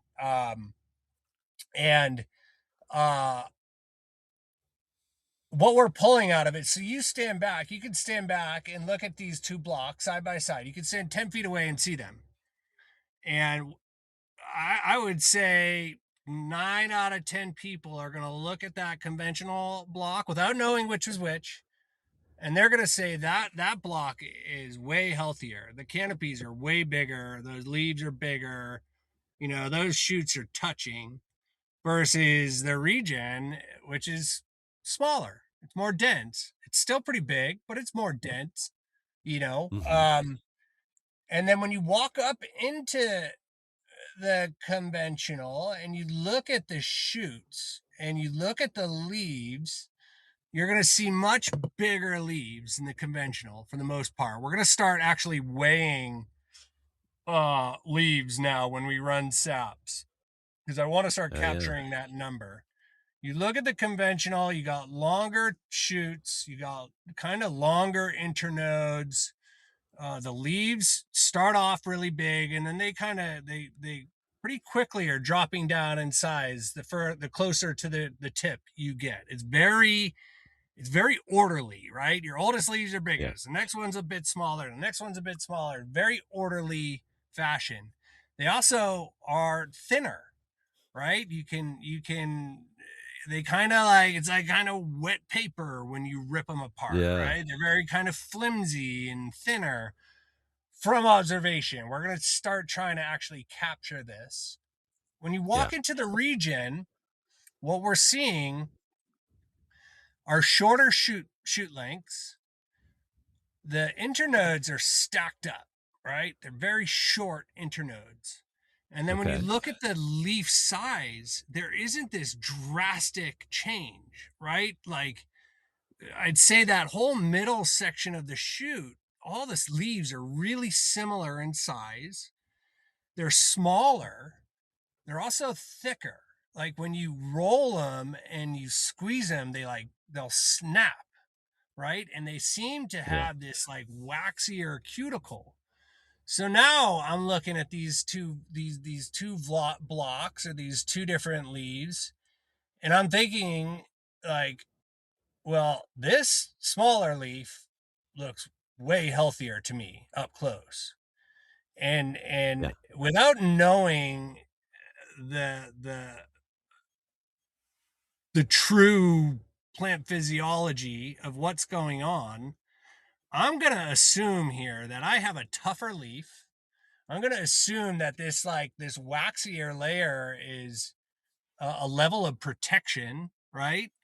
I'm going to assume that these stomata are probably pretty burly, right? This leaf is snapping when I squeeze it, as opposed to this kind of this flimsier situation going on over here. And when you look at the inner canopy CO2, you have like these two vines, or these sensors are set up I have them on the bigger vines that I can find, the bigger canopies, and you would think that this canopy in the conventional is processing way more CO2 than this smaller canopy on the regen side, and it's not Yeah. happening. Yeah. Right? You have leaves that I think what we're seeing from the data is that they're photosynthesizing much longer. We haven't had any Mm. extreme weather events. We got to look back to those dates where it got over 100 degrees here. That would be really fascinating. I need to write that thought down. But that's going to be a really telling moment, right? Is like, did which stomata shut down first, the conventional side or that Yeah. regen side, right? Yeah. So that piece to this thing that we're observing is blowing my mind, and we're using these agrology sensors to do that. Um, Right. and then you know, then another piece to this sap analysis that in these focused micronutrient applications that we've observed this season, it got really cold and really wet during flowering this year. And we got cab. This is in a cab saw block, which is pretty sensitive to shatter. And Uh-huh. at a glance, I mean, we're actually doing yield estimates today. I mean, I'll go out on a limb and say we probably got maybe 30%. This is being very conservative, 30% shatter in the conventional block. Uh-huh. In the regen, maybe 10, Wow. maybe 10%, right? So Yeah. with that 10%, that application at 10% bloom, that foliar application at 10% bloom, you're hammering the vine with the micronutrients it needs right then and there to develop that pollen tube, right? And Yeah. get that berry, sorry, that berry fertilized. It almost slipped. It almost slipped. Get It's that all right. berry fertilized and get that pollen tube developed so it could set a crop. I mean, I'm going to be really interested to see these yield estimates at the end of the day here, because we're in Yeah. lag phase right now, and we get our numbers are pretty close to the number, the end of the year estimate, and I think it's going to be a significant increase or difference comparatively between the two blocks, like That's really like cool. serious difference. And now, so here we are talking about the yield thing, Adam. Yeah. Where this idea that if you switch to regen, you need to reduce your inputs, and you're gonna suffer yield loss. Well, here's what I've started telling everybody I work with. You need to you need look at that. I got a crow flying by me with a gopher in its mouth. That Yay. is Good epic. crow. Good crow. Just such a cool little thing there. I got a video. A buddy of mine sent me a video of a blue heron eating a gopher the other day here in Paso Yeah. over Yeah. Linne Coloto. Yeah. Um, Yeah. so here we are in this yield discussion, right? And everybody goes, okay, I want to go regen, so I need to go to minimal no-till, and I need to incorporate cheap, and I need to reduce my inputs. Well, this is my response. You need to earn that right.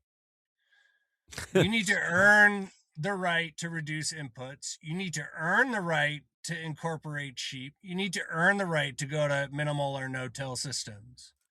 If you can even think about those processes, you have made it, right? Those are the last things you should be thinking about when converting a vineyard into regen. There are so many other steps that you need to take and get comfortable with, whether that's cover crop or undervine cultivation or your fungicide, like the increasing biodiversity. There's so many things that you need to think about before you get to that point. And only then, like once you get all those under your belt, then you can start having that conversation of incorporating animals, or because at that point you'll now understand what it is to be regenerative. You'll understand the process, you'll understand the philosophy, you'll understand the why of animal integration, you'll understand the why of no till or minimal till. So I am now in the camp of no, you don't reduce your inputs. Probably in the first 5 years. You probably increase your inputs, but you do so thoughtfully, right? And harnessing this SAP analysis technology, which I am a recent convert. Thank you, Erin.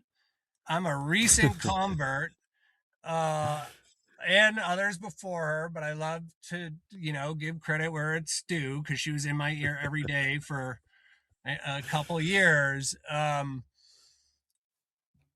You use these tools, use that Haney test, use that SAP analysis side by side. The two play really well together, and I have an example there, but use those tools and then create your approach, create your program. You don't just go blindly spray your vineyard because this is when they need nitrogen. Like, let's do this thoughtfully, run your SAPs, and you might be really surprised. You might find out that you don't need any macronutrients and all you need is micronutrients. Or you do need a little macro. Like, use those tools to help guide your fertility program. Uh, and it's an approach, right? So yes, you're gonna have to spend money on the SAPs. Yes, the shipping it's gross. How much money you have to pay to put these leaves in a box? And yes, you have to pay a regenerative agronomist to help you decipher that information, and they probably look like big numbers on paper, but when you spread that out over the course of a growing season and not reducing your yields, maybe even increasing your yields, if you start penciling out those numbers on a per acre cost, including your consulting fees, your lab analysis, the shipping costs, it's not a big number, right? It's just one of those things that stares you right in the face. But if you want to do this right and you don't want to lose yield, you really this is the process you need to be taking. And Yeah. and in the meantime, you're going to start correcting issues that you didn't realize you were probably going to be correcting, right? You're going to start increasing your vine and sap bricks, your leaf bricks. You're probably going to start seeing a decrease in piercing sucking insects, right? In a lot of situations, depending on how bad the populations are. You might start seeing a decrease in mealybug activity. You might start seeing decrease in even mildew infections, right? So there's like all these other added benefits that it's hard to quantify. It's hard to put a number on those. But if yield is the sole focus and you don't want to use yield, well then make the investment in the SAP analysis. Make the investment in the Haney. You got to do them both personally, cuz they both tell a lot about each other. Do the two side by side. Pay the agronomist to help you decipher the SAPs until you can kind of get a idea of what they mean and how to interpret yourself. The AI is getting really good right now. I'm if you know how to prompt it, once you start learning the lingo and you understand what nutrients are needed when, and you can prompt AI and kind of use Fieldlark and Claude is what I use in tandem, and you have the very specific prompts and the right wording, that you'll start to see that you can start pulling away from the agronomist or the consultant. Talking myself out of a job here. Um, uh, the approach, this foliar application, this targeted application, this may increase your yields. To be quite honest, What? that's what I'm starting to see. And I'm Okay. actually surpassing. Yeah. Well, anyway, I can't really get into that right now until the end of the year, but Right. uh, yeah. So that was a rant. Oh my god. Well, okay, I'm gonna play devil's advocate here and pretend that I'm a skeptic, and say when I hear about foliar application or foliar nutrition, it just seems like another thing to do that can cause soil compaction. What do you say to somebody about that? Like, that means I got to think about getting back out in my tractor, spraying this stuff on my thing. It's another, like, Well, why, like, is yeah. it I mean, I important say. enough? I mean, do you have a vineyard planted full of hybrids? I No. do. Oh, well, not you, but Oh. let's say that Right, right, not right. you, but do you have okay, so you spray for mildew, right? Well, then Right, there's your right, opportunity. You're not adding a right, pass. You're optimizing a pass. Okay, like you're right, optimizing the pass. Now compaction, blah. You're that we're running tractors 90% of the time in the field is dried out. You're not worried about compaction. You're already, you don't, I wouldn't say in most cases, like, unless you start seeing a crazy deficiency on your saps, the lion's share of the time, you're going to be incorporating these nutrients when you're spraying your fungicides, right? right. So there's no extra there, and furthermore, you're probably going to save money on fertility because you can just pull out of the injection mindset of macronutrients, right? We still want to inject to feed biology, but you can pull out of that macronutrient injection where it's not that efficient of a delivery system for nutrients to the plant. So yeah, I mean, that's my response, right? You're already All driving the right. tractor, you're already spraying. Why not just Yeah. spice up the cup a little bit?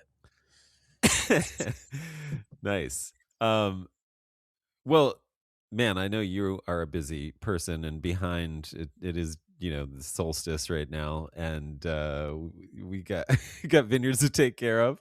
Yeah. Um, any final, like, what haven't I asked you that I should have asked you, or what? How do you like to end presentations about soil or presentations about all your regenerative approach to viticulture? Oh boy. Be You know, profound. I No, no, think no pressure, no pressure. no. I mean, I think it's just like, if you're converting, just start slow, right? Start with a very diverse cover crop. Focus on plant families rather than species, right? That is something everybody can do. We all have the equipment in the vineyard world to plant cover crop. You don't need a direct seeder. If you don't have access to that, you can work ground and use a broadcast setup. If you're buying high quality seed that's inoculated, you'll get great germination. Christine Jones has proven time and time again that the more diverse of a cover crop, the more success you are going to have at germination, right? So start there. Just start with cover cropping. Get that under your belt, right? And listen, again, I love ending anything like, yes, no-till, animal integration, they're great, but they're end goals. Those are all angles. Stop thinking about those two practices. In many, many cases in California, especially in conversion, you're going to have to go in and till your field. You're going to have to probably go in and rip that ground. You might have to hit the reset button, right? Figure out whether or not your ground's compacted. Most people are running wheel tractors. If you're running wheel tractors, there is a very high chance that your soils are compacted, right? So accept the fact that you might have to hit that reset button.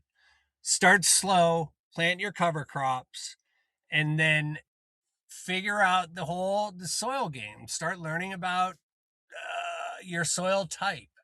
How much sand and clay and loam is there? Where's like the risk involved? What's the compaction risk? Try and hold off on running implements too early in the field.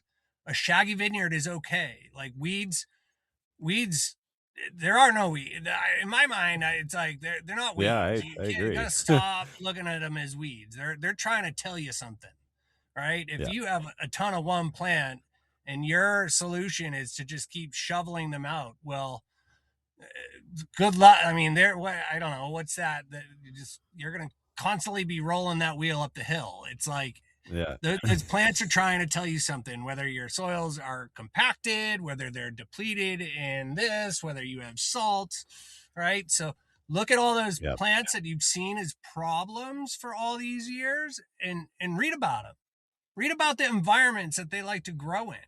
What are they telling you, right? So that's Yeah.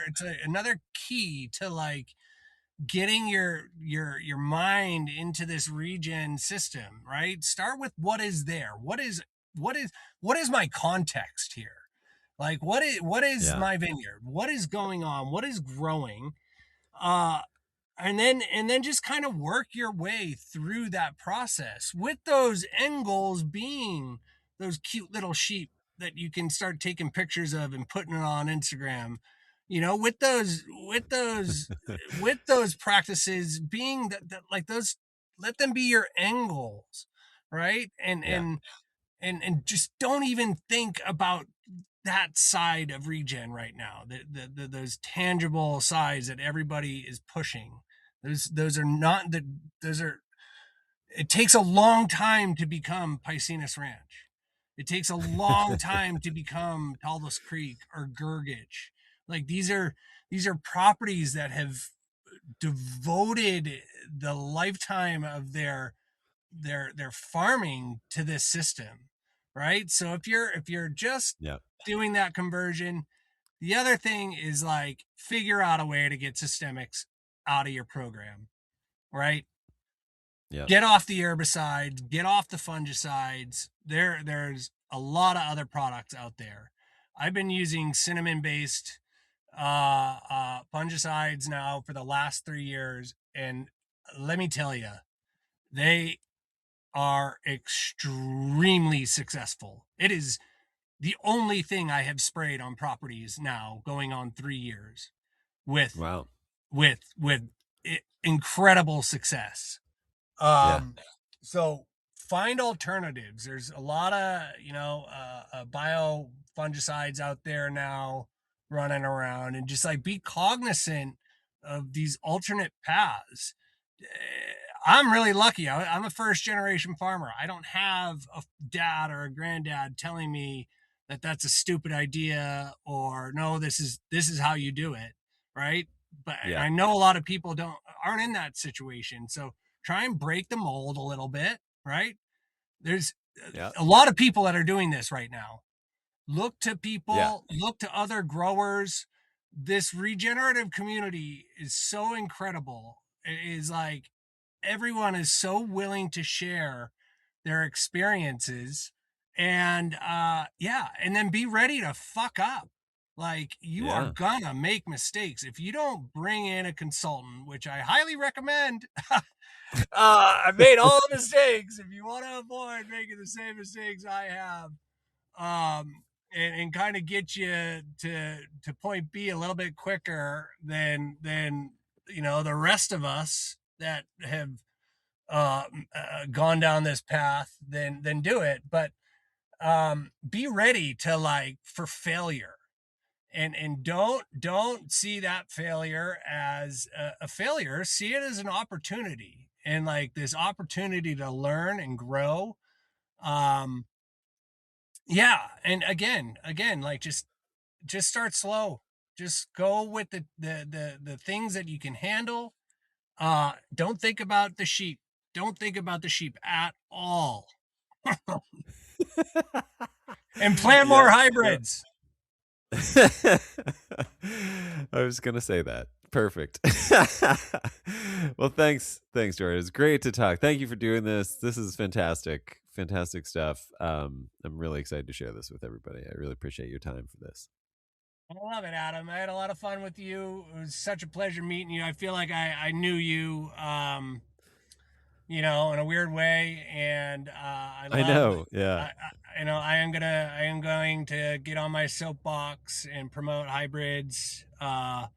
In spirit of Adam Huss and the Organic Wine podcast. And yeah, I'm just so excited for the next 10 or 20 years in agriculture, man. I feel like people have just had it. And, Yeah.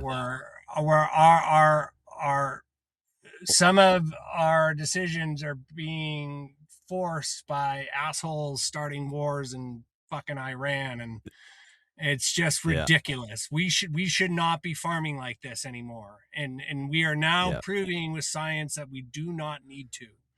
So, Yeah. listen to John Kempf, read Elaine Ingham, read Christine Jones, uh, read Akers, listen to those. There's so much information out there now that is it's fascinating. And we are getting to a point where it's undeniable. So, Yeah. have fun out there, Nailed it. everybody. It's a Yeah. beautiful world on this side of the fence, man. I jump out of bed to farm every day. It's super exciting stuff.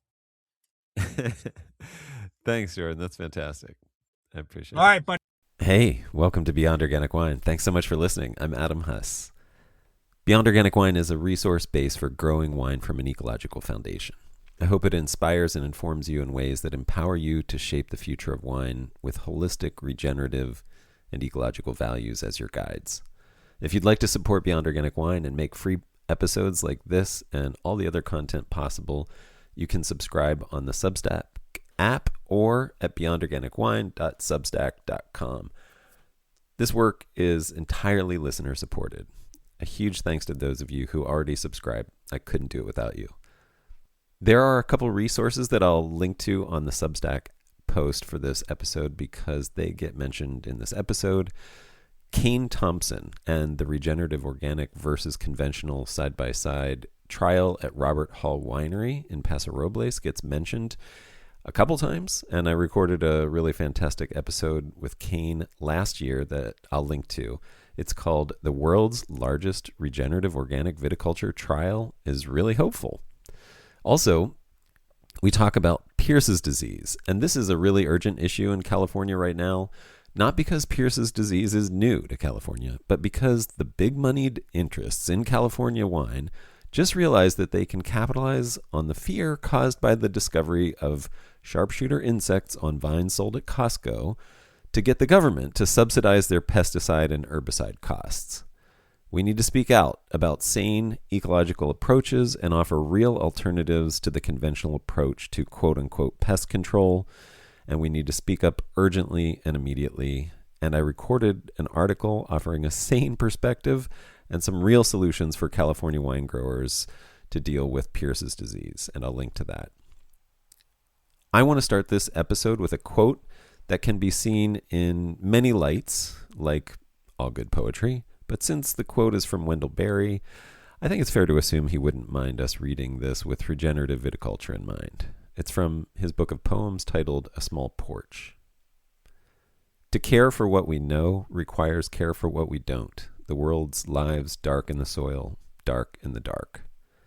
Forbearance is the first care we give to what we do not know. We live by lives we don't intend. Lives that exceed our thoughts and needs, outlast our designs, staying by passing through, surviving again and again the risky passages from ice to warmth, dark to light. That's Wendell Berry, A Small Porch. Forbearance is the restraint or patience we exercise even when we feel the urge to act. I love the idea that this is how we care for the things we don't understand. In the face of our own ignorance, we show we care by restraining ourselves from acting. To acknowledge that we need to patiently observe, study, and learn more is how we show love to the things that are complex, invisible, and rooted in histories that we have little knowledge of. We could apply this to anything, really, to our relationships with each other, to the way we use the ocean. And in this episode, we apply it to soil, or what I call the soil plant community. My guest for this episode is Jordan Lonborg. Jordan has been working in vineyards in the California Central Coast and all over California for decades. He spent 9 years at Tablas Creek, where he helped transition it to becoming the first regenerative organic certified winery in the world, and he led that effort. He's now a regenerative consultant managing biodynamic, organic, and regenerative viticulture and transitions at Coastal Vineyard Care, one of California's largest vineyard management companies. I got to see Jordan present on the importance of soil testing at the recent Mindset Symposium produced by Anna Britton. A big thanks to her for putting that on and gathering all these amazing people together. Soil testing is one of the important ways that we show forbearance and care for what we don't know. And we talk about many aspects of the new best practices in soil testing to better understand the biology of the soil rather than just the chemistry. Jordan explains why, to better understand nutrient cycling, we can't just get a standard soil test. But this is just the tip of the iceberg in this in-depth conversation. We talk about rhizophagy and why this might be the most important discovery in Jordan's lifetime. We talk about some of the less well-known but amazingly important roles of mycorrhizal fungi. We talk about the underground brain, plants as farmers, and the incredible feedback loop and trade between plants and soil microbiology. And we talk about how all of this is impacted by fertilizers and fungicides and why hybrid grapes need to be part of every regenerative viticulture discussion. And Jordan talks at length and with passion about the belief that most people have that transitioning to regenerative organic viticulture will necessarily cause you to lose yield for a while. Jordan has found that he can actually flip this and enable transitioning to result in immediate yield increases. And he discusses foliar feeding and how important he is finding foliar nutrition sprays are to vine health and, surprisingly, soil health. This is the cutting edge of soil science in relation to viticulture, and Jordan's enthusiasm is infectious. Get ready to take some notes and have a blast learning about the amazing community of life we depend on for our wine and know so little about. Enjoy.